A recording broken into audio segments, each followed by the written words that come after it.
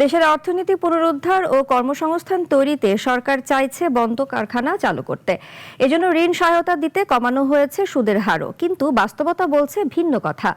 তীব্র গ্যাস বিদ্যুৎ সংকটে একের পর এক বন্ধ হচ্ছে চলমান ফ্যাক্টরি। তাই যেখানে বিদ্যমান শিল্প খাতই ধ্বংসের মুখে পড়েছে, সেখানে বন্ধ কারখানা চালু আদৌ হবে কিনা তা নিয়ে দেখা দিয়েছে সংশয়। শাওন খন্দকার শাহিনের পাঠানো তথ্যচিত্রে বিস্তারিত সানিয়া আহমেদের প্রতিবেদনে। বর্তমান সরকার জোরে সোরেই বলছে বন্ধ হয়ে যাওয়া শিল্প কারখানাগুলো পুনরায় সচল করা হবে, ফিরিয়ে আনা হবে কর্মসংস্থান। এদিকে কেন্দ্রীয় ব্যাংকেরও নীতি, শিল্পের চাকা ঘোরাতে ঋণের সুদের হার কমিয়ে দেয়া হচ্ছে আরও নানা আর্থিক সুবিধাও। আপাত দৃষ্টিতে উদ্যোগগুলো প্রশংসনীয়, কিন্তু মাঠ পর্যায়ের বাস্তবতা হলো ব্যাংক অ্যাকাউন্টে সস্তা ঋণের টাকা জমা হলেও কারখানার পাইপলাইনে নেই পর্যাপ্ত গ্যাস বিদ্যুৎ সরবরাহ তলানিতে। এ অবস্থায় নতুন কারখানা চালু হওয়া তো দূরের কথা, গ্যাস বিদ্যুতের তীব্র সংকটে ধুকে ধুকে বন্ধ হয়ে যাচ্ছে অনেক সচল কারখানা। দৈনিক 24 ঘন্টার মধ্যে 12 ঘন্টা বিদ্যুৎ পাই না। উৎপাদন না হওয়ার কারণে আমাদের মতো যারা ক্ষুদ্র ব্যবসায়ী, তাদের অনেক মিল কারখানা বন্ধ হয়ে যাওয়ার পথে। অলরেডি অনেক মিল কারখানা বন্ধ হয়ে গেছে। দেশের অন্যতম প্রধান অর্থনৈতিক অঞ্চল, কাপড়ের রাজধানী খ্যাত শিল্পনগরী নরসিংদী এখন চরম হাহাকারে।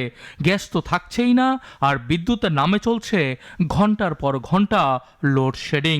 বাসাবাড়িতে জ্বলছে লাকড়ির চুলা, আর সিএনজি স্টেশনগুলোতে দীর্ঘ লাইনের কারণে পরিবহন সংকটের চিত্র নিত্যদিনের ঘটনা। বর্তমানে বিদ্যুতের যে অবস্থা, বিদ্যুৎ তো থাকে না বললেই চলে। কখন যায় কখন আসে বোঝাই যায় না। দিনের বেলা যেমন তেমন, সন্ধ্যার পরে সময়গুলো আসলে চারদিক অন্ধকার, বাসায় অন্ধকার।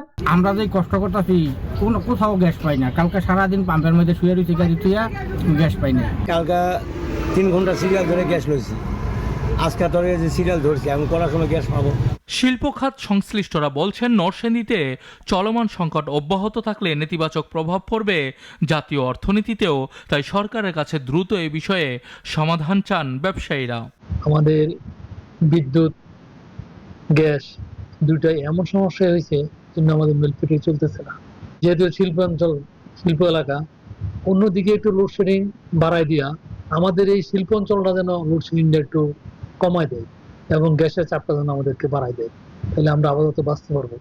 নীতি দিয়ে কারখানার মেশিন চলে না, আসল চালিকা জ্বালানি। সুদ হার কমিয়ে ব্যবসায়ীদের হাতে টাকা তুলে দেয়া হচ্ছে ঠিকই, কিন্তু কারখানার চাকা সচল রাখতে সবার আগে প্রয়োজন নিরবিচ্ছিন্ন বিদ্যুৎ আর পর্যাপ্ত গ্যাস। সানিয়া আহমেদ, নাগরিক, ঢাকা।